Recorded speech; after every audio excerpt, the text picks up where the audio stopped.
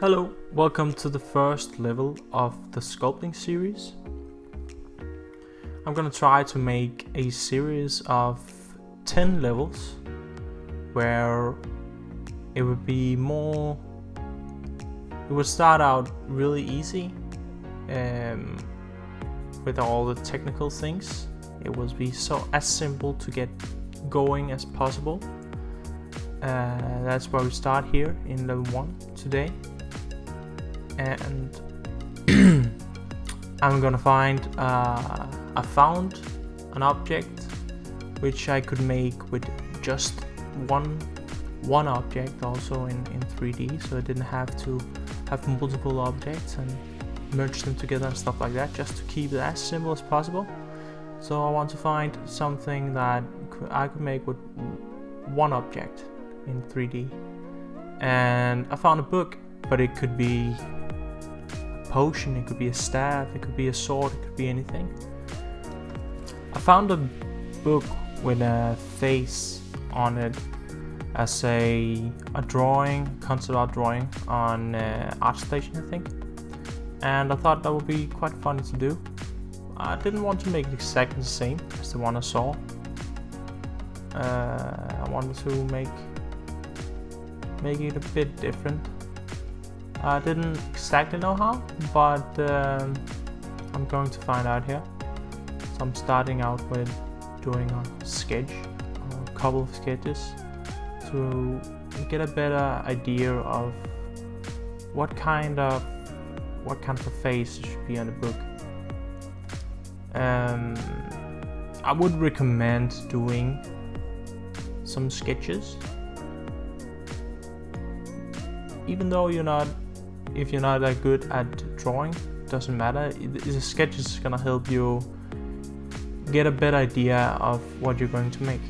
It's gonna help you a lot, and you're gonna spend a lot less time in designing while you're doing the sculpt, and that's gonna save a lot of time in the long run.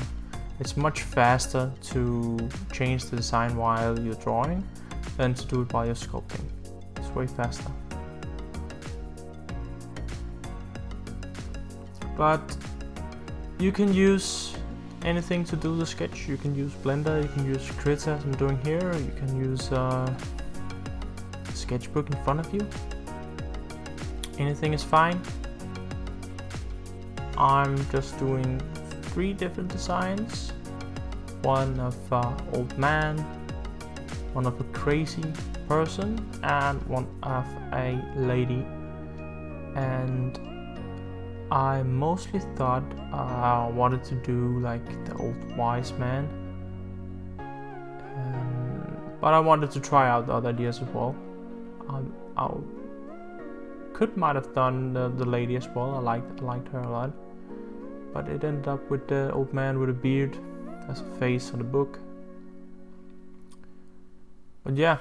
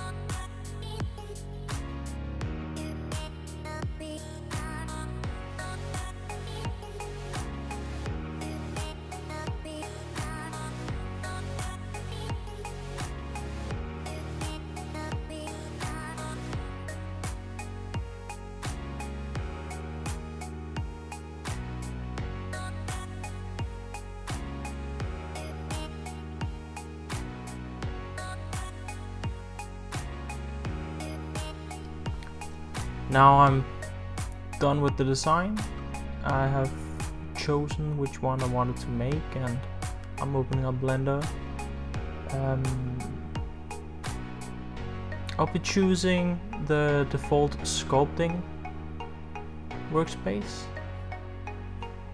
and sculpting file, and it will open up like this with just a sphere, and it's going to be this sphere that we're gonna mess around with to make the object,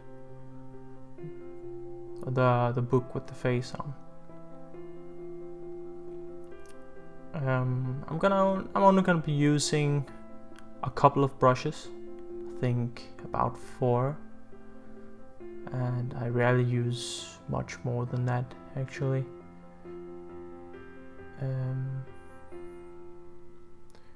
Mostly here in the beginning I'll be using the grab brush to get the base shape to be a bit like how I want it.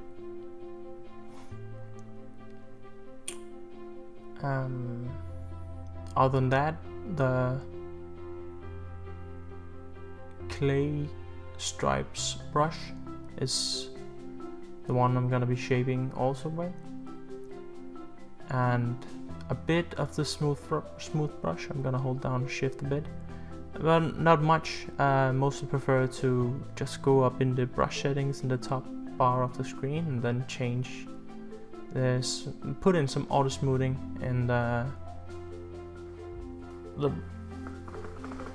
clay stripes brush.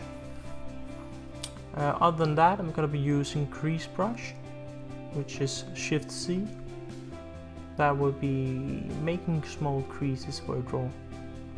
With all the brushes you can hold down Alt and it would alternate the direction you're drawing in, which is, if it's positive and you are adding clay, then it will be negative and you will be removing clay if you're holding down Alt.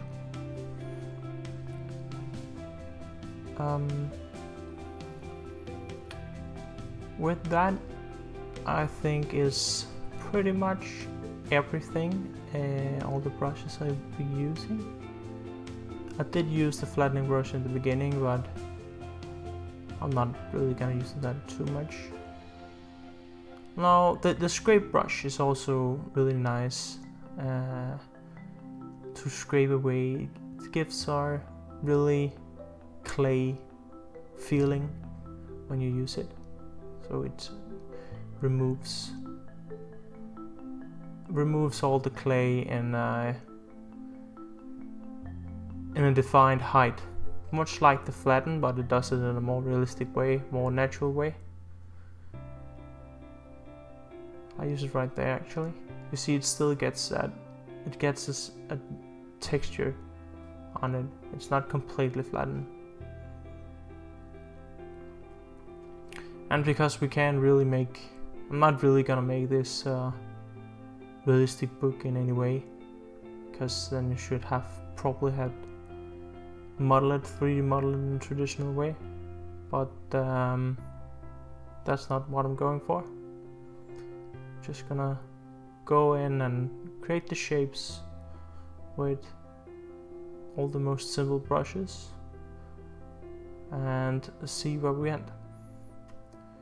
Just completely only focus on the sculpting, not any other fancy things. Not trying to do it fast, not trying to do it smart, just trying to do it good. Make it look like I want it to look.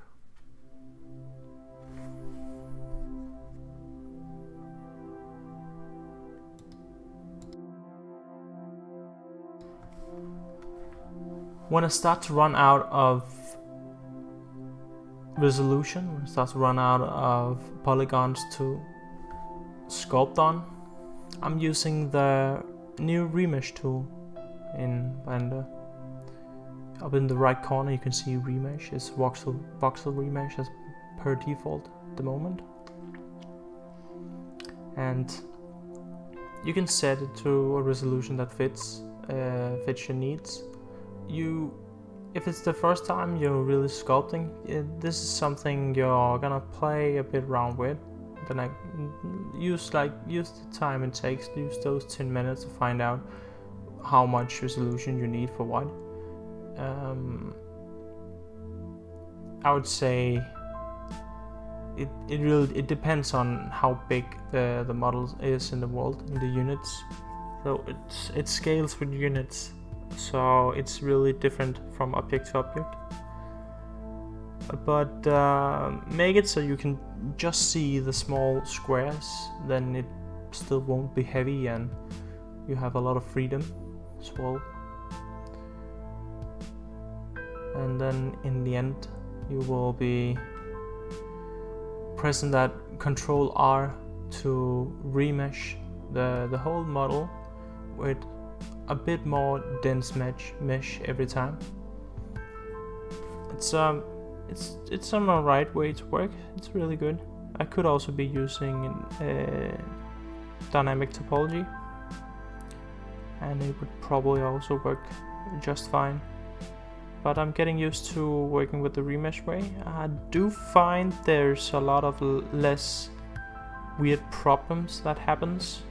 It's way easier connecting objects and stuff like that. You don't have to boolean objects together anymore. You just remesh them together.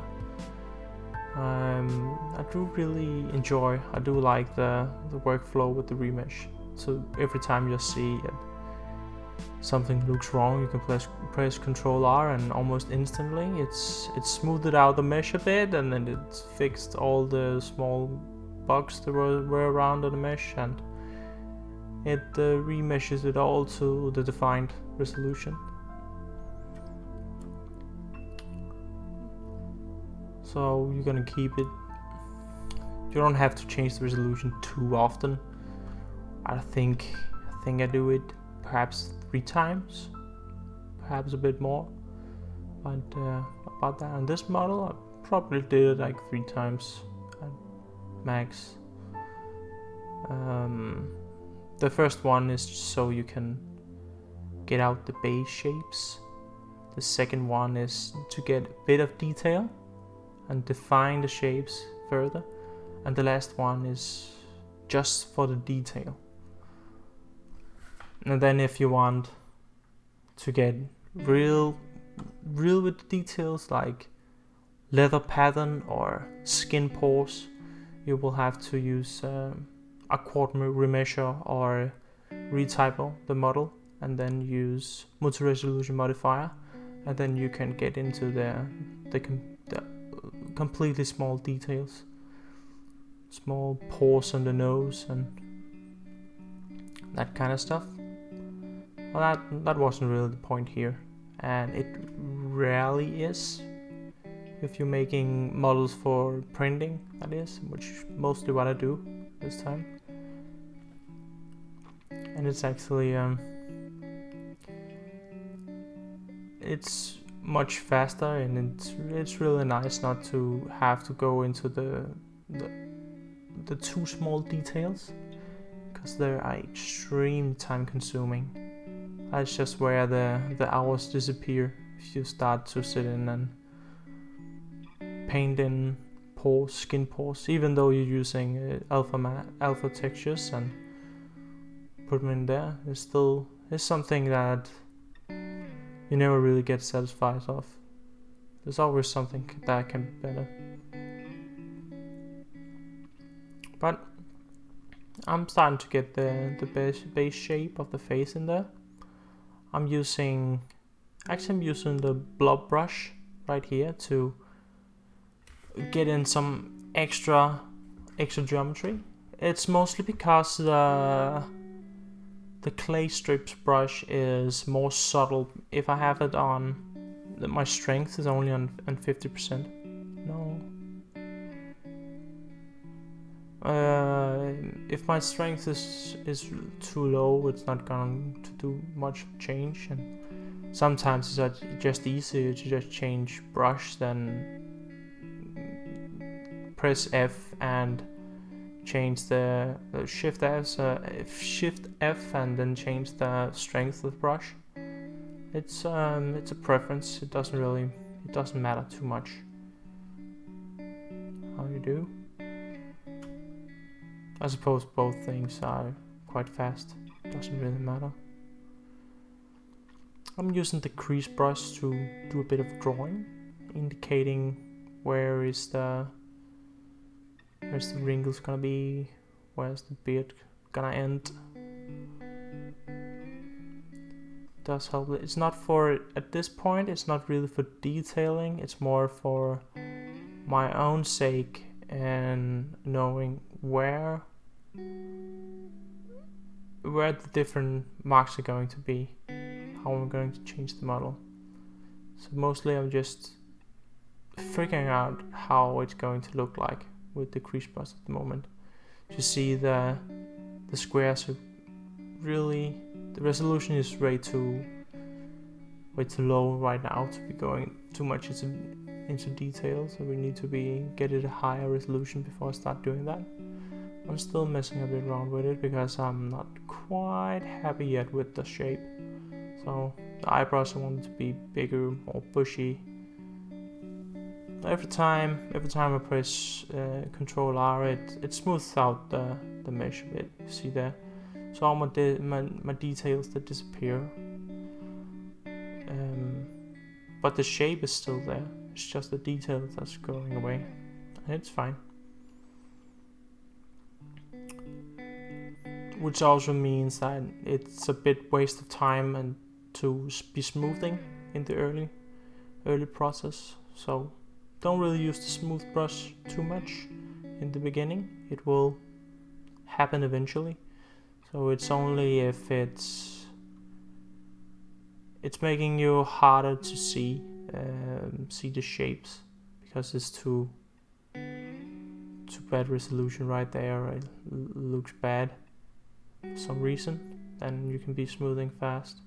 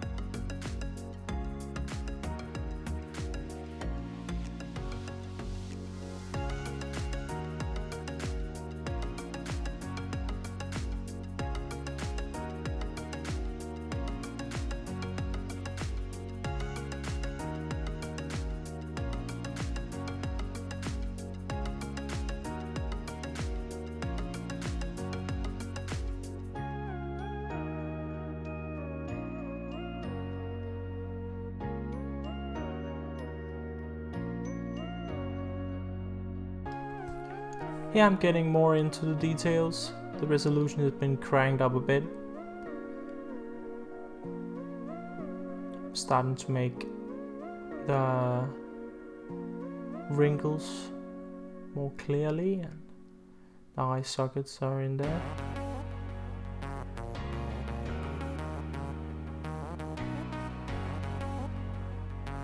The video is flickering a bit here.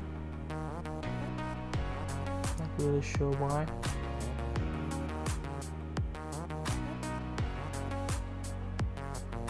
It's annoying.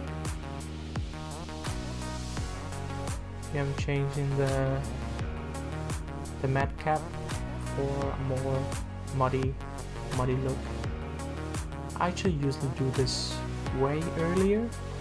It's mostly because you can see the details, the shapes much more clearly with the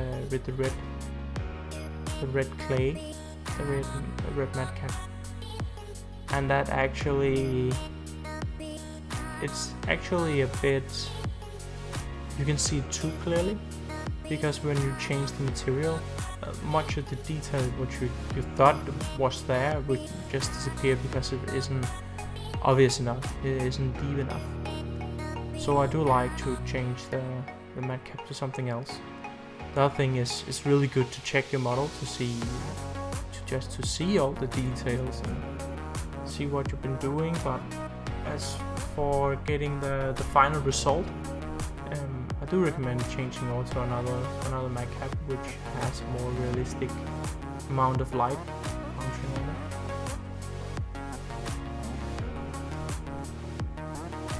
Here I turned off the symmetry, starting to make the boobs back, and then also I'll be moving around with the grab brush and making some more asymmetric things in the face so it doesn't seem as stale, give it a bit more personality.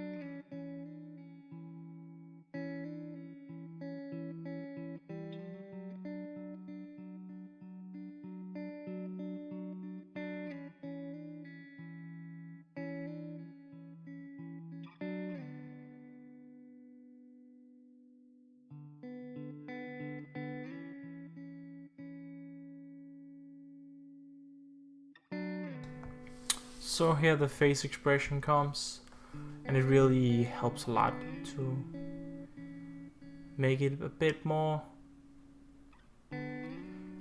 dynamic, a bit more personality into the face.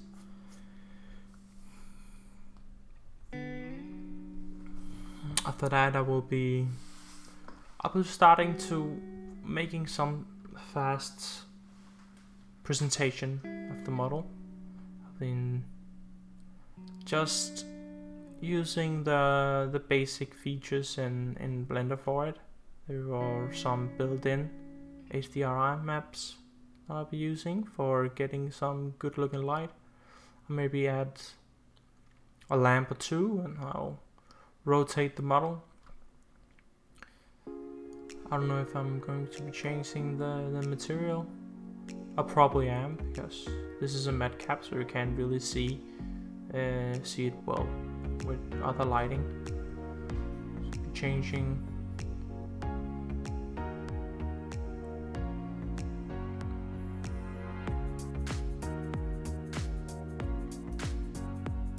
just choosing the world lighting, adjusting the amount of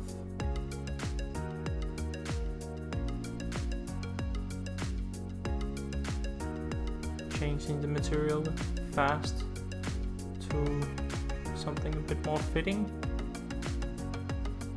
Not really going for a realistic look, it's only for the presentation. This is more like this should be looking like clay. That's the point. And because the details are disappearing a bit, I'm trying to add in some ambient occlusion. And also, when I add in some spotlights, point lights, it will also help to highlight some of the details because they are disappearing a bit.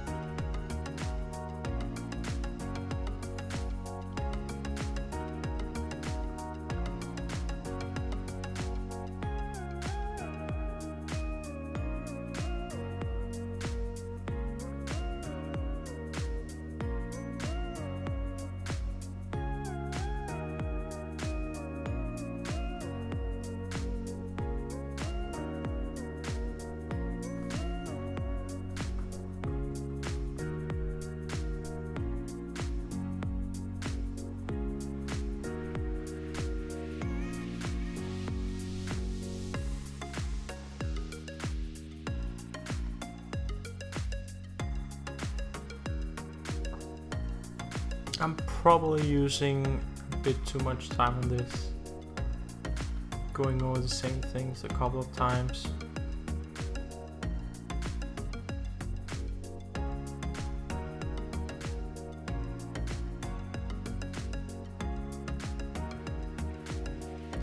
The biggest difference is when you take in those extra lamps and highlight the things you want to highlight, and by changing the colors on the lamps you're also making it a bit more interesting. It actually pops out a bit more when you do it. And the usual thing is the orange and blue play well together in contrast to each other. It just looks right, funny enough. And it's alright to exaggerate it a bit also. It's fine.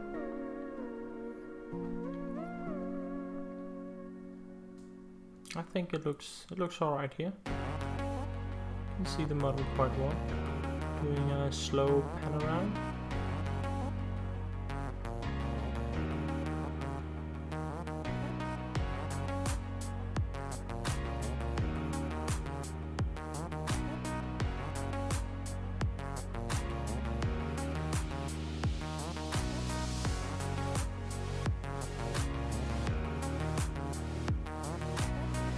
Now I try to see how it would look like if I just changed the matte caps. I should have done that first, if I would like to use that for the presentation, and will be saving quite a lot of time. It does make sure you can see more detail. It's not realistic. The other thing is more realistic. To be rendering it with Eevee or Cycles should get a better result if you use a bit time on it.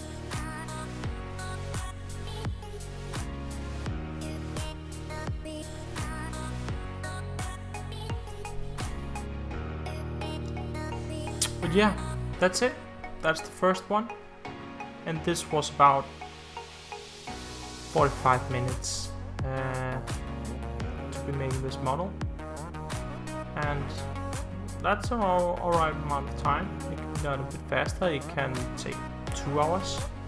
But it's great. See you in the next one.